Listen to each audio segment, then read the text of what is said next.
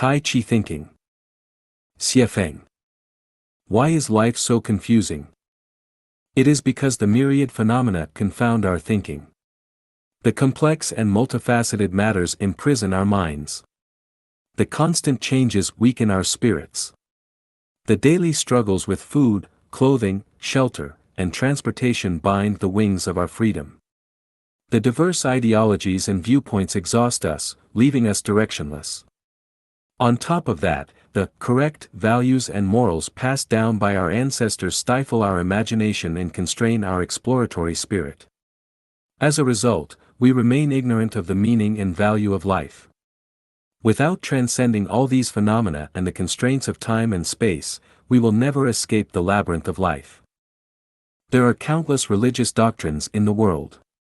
Which one is correct? There are vast amounts of political platforms. Which one is truly right? Countless brilliant experts and scholars have expounded numerous theories. Which one is truly useful to us?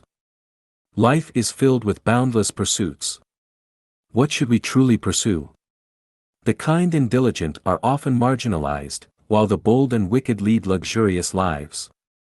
Seekers of Tao are often neglected on the cliffs, while shallow noisy ones are favored by society. Goodness does not always receive its reward, nor does evil always meet its consequences. Hard work is sometimes washed away like flowing water. Wealth accumulated over years can be wiped out in an instant by political upheavals or natural disasters. The person we yearn for does not come near, while troubles always appear before us. Those closest in distance may not be our kindred spirits, while those far away may linger in our thoughts. Reality and ideals often diverge. Even when our minds are clear, we often feel powerless. What kind of program is this? Are we merely pieces on a chessboard? Escaping from the wolf's den only to enter the tiger's lair, casting off worldly robes only to drape oneself in a monk's cassock. When lonely, one longs for liveliness, when among crowds, one craves solitude. When single, one desires marriage, after marriage, one contemplates divorce. Going in circles endlessly, only to find that all is in vain. What, then, is the purpose of living? Fatigue and helplessness mark the trajectory of most beings. The mundane live a life of toil and frustration. Ambitious schemers stir up trouble to serve their ends.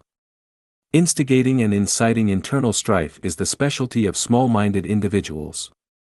Obsessively splitting hairs to defend their own interests is the fanatical tool of party followers and religious believers, who never stop chattering. Political figures create endless movements to blind people's vision for their own goals. Self-deception and grandstanding are the tactics of those unwilling to accept the status quo. Some revel in nitpicking and dousing others' enthusiasm simply out of boredom. Spreading gossip and stirring trouble are the favorite pastimes of troublemakers. In such a society and era, without Tai Chi thinking, it is difficult to make sense of everything. What is Tai Chi thinking? Tai Chi thinking is the ability to transcend the constraints of myriad phenomena, using the wisdom of celestial beings to discern the fundamental principles governing the universe. By grasping these principles, one can gain a clear vision of life's purpose and swiftly achieve the sublimation of life, completing the arduous journey of existence with ease. The core of Tai Chi thinking is the yin-yang duality. No matter how many phenomena exist, they all fall into the category of yin or yang. By using yin-yang as a guiding principle, we can grasp the overarching structure of the world and gain clarity in our thoughts, transforming chaos into tranquility and confusion into understanding. The ultimate origin is Wuji, the state of limitless potential, which gives rise to Tai Chi, the supreme ultimate. Tai Chi generates yin and yang generate the four symbols generate the 8 trigrams, and the 8 trigrams generate the 64 hexagrams, which in turn give birth to the myriad things of the universe. Now, instead of starting from the vast complexities of the universe, we work in reverse, discarding the myriad phenomena, the hexagrams, the 8 trigrams, and the 4 symbols, and directly focusing on yin-yang. By observing all matters through this duality, we can find the optimal path for life and existence. The principle of yin-yang is symmetry and balance. Its primary aspects include positive and negative, true and false, good and evil, beauty and ugliness, love and hate, and so on. By categorizing all phenomena within this framework, we can establish order in our thinking and achieve clarity, turning busyness into tranquility and bewilderment into lucidity. Now, let us use Tai Chi thinking to analyze 8 key aspects of life.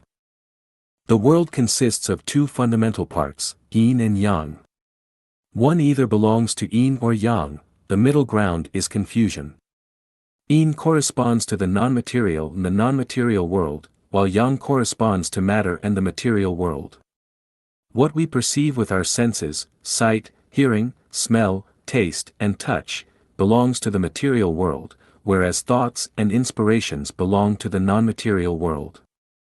We either exist in the material world or in the non-material world. If we dwell in between, we become lost. Life's confusion stems from being caught between the material and non-material worlds, unable to distinguish between reality and illusion, truth and falsehood. Something may seem real but is fleeting and illusory, something may seem false but feels undeniably true. This is the root of religious and philosophical perplexities and why the teachings of Jesus, Buddha, and other sages are often misunderstood. In essence, all religious discourses revolve around these 2 concepts, sometimes speaking of yin, sometimes of yang, but never truly transcending them. There are 2 kinds of people who are happy. One kind is atheists. They focus only on the material world. If there is wine today, they drink and enjoy it. If there is no wine tomorrow, they drink plain water without concern. They do not believe in or acknowledge the existence of the non-material world, nor do they believe in the cycle of life and reincarnation or in karma and retribution. They recognize only reality and care only about this life. They never think about heaven or hell, never consider karmic consequences and affinities, and never concern themselves with how their words and actions might affect their future life. As a result, they do not feel burdened, they live simply, always preoccupied with material interests. Unlike religious believers and seekers of the Tao, they do not suffer from spiritual torment. They are not as cautious and overthink things as those people do, nor do they live in constant anxiety. The second type consists of those who focus entirely on the non-material world. They see through worldly illusions and remain detached from material concerns. Whether nations rise or fall, whether humanity thrives or perishes, whether the earth continues or vanishes, none of it disturbs them, for their consciousness dwells in the non-material world. The ones who live with exhaustion are those who dwell in the material world yet refuse to let go of anything in it, while also yearning to obtain everything from the non-material world. They are unwilling to abandon their pursuit of the afterlife, yet they know little to nothing about what the material world truly is, what the non-material world is, or how the 2 are connected. At most, they have only a superficial understanding. This ignorance leads to inner conflicts and spiritual suffering. If they focus purely on pursuing the material world, they seem to have a vague sense that they might be missing something and fear losing the blessings of the afterlife. But if they devote themselves entirely to seeking the grace of the non-material world, they worry about missing out on the pleasures of this life. In the end, they achieve neither, losing both worldly possessions and spiritual fulfillment. The vast majority of religious believers fall into this category.